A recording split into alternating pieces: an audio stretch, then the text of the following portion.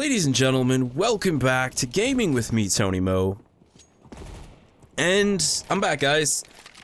we're doing a vlog because there's a lot to talk about, things that I wanted to cover that happened over the course of the week that I didn't get to talk about. I've been sick. I apologize. I really hate being away from the channel. I hate not being able to put up content, but when you're so under the weather that you can't even think straight, that your head is just throbbing out of its own skull, you have to step away. You can't possibly make content and have it be worth a damn. And it wouldn't have been. It would have been awful, and I did not want to deliver that for you guys. At the same time, I felt equally awful about just not having anything happen all week. The last thing that we saw was the Adventure Time episode. There was so much I wanted to do with Siege. I wanted to talk about Oculus in its own video, and it just all kind of blew by, and that sucks. So we're going to do a vlog. And we're gonna get back into the swing of things. Monday, we're gonna get back into full motion. I'm feeling better. I'm feeling a little bit better anyways.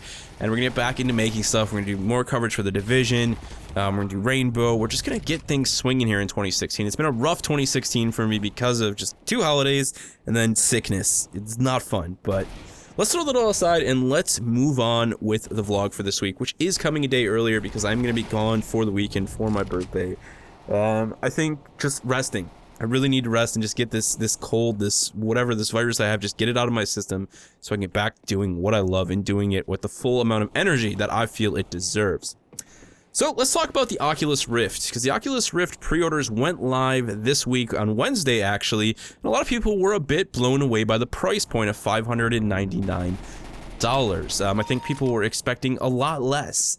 I'd say if you were expecting $400, you know, that's a pretty reasonable price to expect, but when you consider what the Rift actually is, the $600 price point, to me at least, and to a lot of other people I imagine, isn't that insane. I'm fully accepted of that price point. In fact, I've already pre-ordered my Rift, and mine will be coming in March. So you guys can definitely expect to hear my impressions of the Rift. I'll let you know whether or not it's worth the $600, whether or not I think you should hold off on VR, or, you know, whether or not VR is here to stay. I'm really excited to get that thing in my hands, plug it into my PC, play some Rift-enabled games like Valkyrie, which is actually going to be packaged at launch, free of charge, and see what it's all about. Something I'm really looking forward to. $600 to me, you know, is an alright price point to get my hands on what could possibly be the future of how we, you know, how we consume entertainment in video games. Like, that's a huge step forward. You know, when you compare the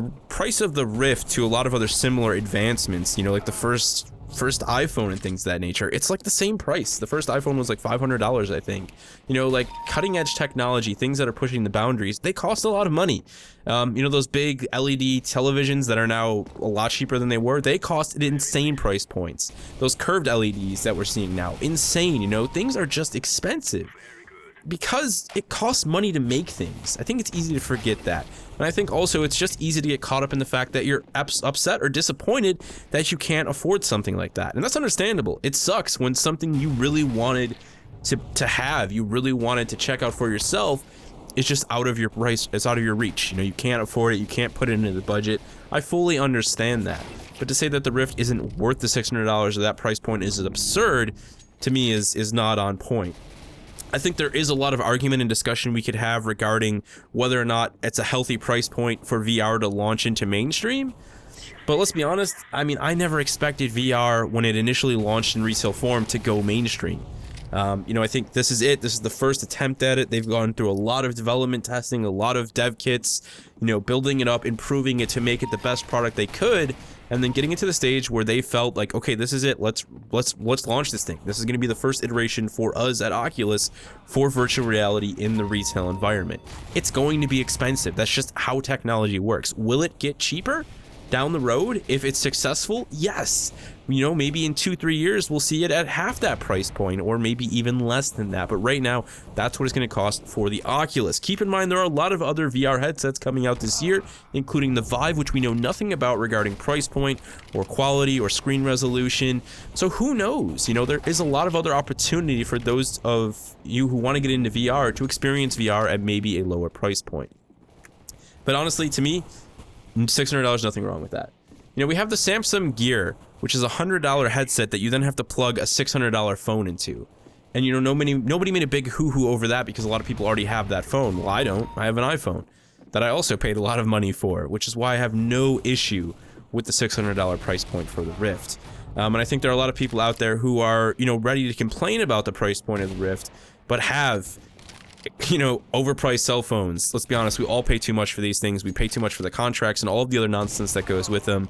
But I also understand that there are those of you who are out there who don't pay for overpriced cell phones, who don't go out and buy $1,000 TVs, who are looking at the price point of the Rift and saying, that's too much for me, I can't afford it. And I respect that. That's okay. I'm not at all knocking on people who simply can't afford an unnecessary piece of technology. Let's be honest, it's entertainment. It's not required for your daily life. Neither are $600 cell phones that a lot of us buy into. So I just think, you know, really we need to consider what the Rift actually is before we start to knock a $600 price point in that. I mean, this is a heads-up display. It's basically a replacement for your monitor that has 1920 by 1200 resolution in each eye. Not to mention it's doing something that's never been done before. That's just, to me, that fully justifies the $600 price point. Now, I know a lot of people like to use the angle that Palmer Luckey mentioned much lower price points a couple years ago, talking $350, $400. He's apologized for that, and it's the last time he tries to make a ballpark mention. I think at that point in time when they were building the Rift, you know, the dev kits were around that same price. That's you know, what he thought could happen. But then the Rift got better. They spent more money on it. The screens got higher resolution and ended up costing more, and they are in fact selling them for zero profit. They have that funding from Facebook, they have the Kickstarter backing. They're not going to be making a lot of money on these things. And they're also not going to be losing money, so smart business decision there.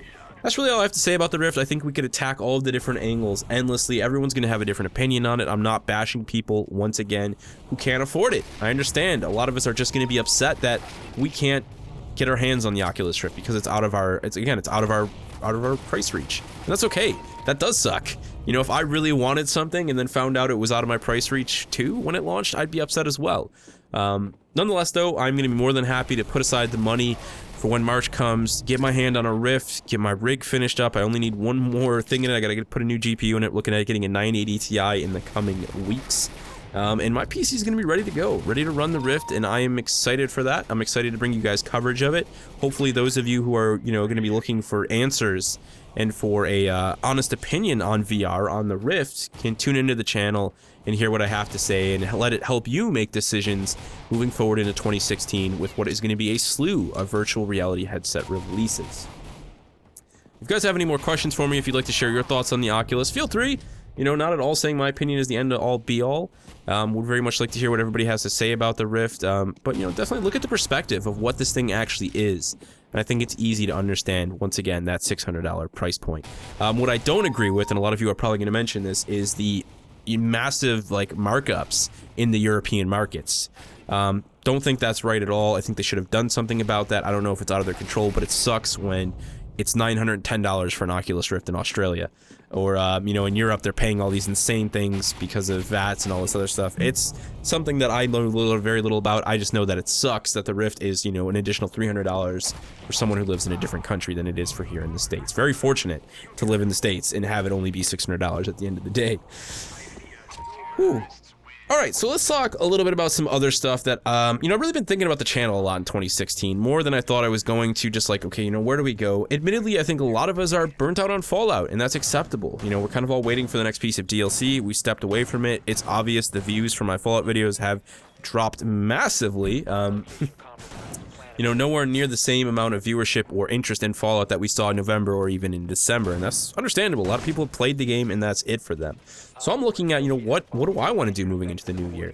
You know, I was a little bit late on Rainbow Six. I would have liked to have gotten that game at launch and really cover it at launch. I don't know that it makes sense to cover it now as much as I want to. I don't know that it'd be worth it, if that it would attract an audience, you know, if that it would make any sense. There's no doubt I can still make good content on it, but is it worth making that content? You know, are people going to watch it? That does matter to me, you know? Like, sometimes it's fun to make really great content and have no one watch it, but more often than not, it's fun to make really great content and actually have people watch it. So I'm looking to do more coverage on The Division. The beta is going to be coming up. It doesn't look like we're going to be able to talk about it, but maybe that will change. Regardless, I want to start talking about more about what we know in the game, going into detail about the systems that have been revealed to us, you know, kind of wrap my head about what we really know about the story and really try and break that down, start to do a little bit of speculating, have some fun with it. It's a game that I'm looking forward to. I don't want to take my coverage of it exceptionally seriously. I do want to speculate a little bit and just have fun with you guys, kind of talking about what, you know, the Division could bring, what we'd like to see it bring. And of course, coverage for a game like that that's not released is always good for the channel. It's going to bring people on board, and it's going to give us something to talk about. That's what gamers like to do. That's what I like to do. I like to sit around with my friends, talk about games that aren't out yet, talk about what we like to see from those games, our plans, what we'd like to do in those games, you know, if certain systems are available to us. And we do know enough about the Division that we know how the PvE and how the PvP works, so we can speculate and talk about what we'd like to do in a group of friends, you know, how we'd like to approach the game, maybe even put up some fictional character builds based on some of the details that we know regarding how you can build a character in the Division. I think there's a lot of fun to be had there, and it's something I'm really looking forward to doing. So let me know really what you guys are excited to see from the channel in 2016. You know, if there's any piece of content that I covered last year that you're looking forward to seeing more of. If there are any games that are coming up that you really want to see me cover. If it's the Division, if it's Uncharted, if it's anything that you'd really like to see on the channel, now is the time to cast your vote and kind of have a say in what I cover moving into the new year. Because I can't cover every single new game that comes out. It's just not possible. My wallet can't afford that. But there are a lot of games that, you know, I plan on picking up that at the same time, you know, you guys can help sort of sway my decision as to what game I actually grab. Because if it's a game that I'm interested in, that you're also interested in, it's just a win-win. I get to play it, I get to talk about it, I get to cover it on the channel. You guys get to watch it and check it out. We get to make awesome videos on it, and everybody is just happy-go-lucky. I'm looking forward to that, no doubt about that. I think one of the biggest things in 2016, though, that I did want to talk about is how I'll be covering games. I want to put a bigger emphasis on making sure that every single time I cover a game, instead of just doing one first impressions video for it, if it's a game that's going to be covered in that way, I also go beyond that. I do maybe a deeper look on the story, on the content of the game. We talk about mechanics, we do some tips and tricks. So just making sure that every time we cover a game on the channel, it ends up with at least, you know, a handful or 2 handfuls of videos, you know, 5 to 10 videos for that game. And then if there's a game that I feel like I can deeply cover over a length of time, like the Division, you know, we go all out on that. To me, that's the fun, you know, that's the fun that I started having the end of 2015. It wasn't really the way I did things on the channel, but it's a smarter way of doing things on the channel. It ensures that we've always got awesome content, and I can always throw in then my game discussion ideas, you know, the freeform commentaries, the vlogs can all mix in with that. We can have this great synergy of awesome content here on the channel in 2016. I hope none of this came across as delirious, because honestly, my head is throbbing so bad, it's hard for me to remember what I talked about and what I didn't talk about. But I think it came together. I'm happy. Like, it's funny, recording videos makes me smile.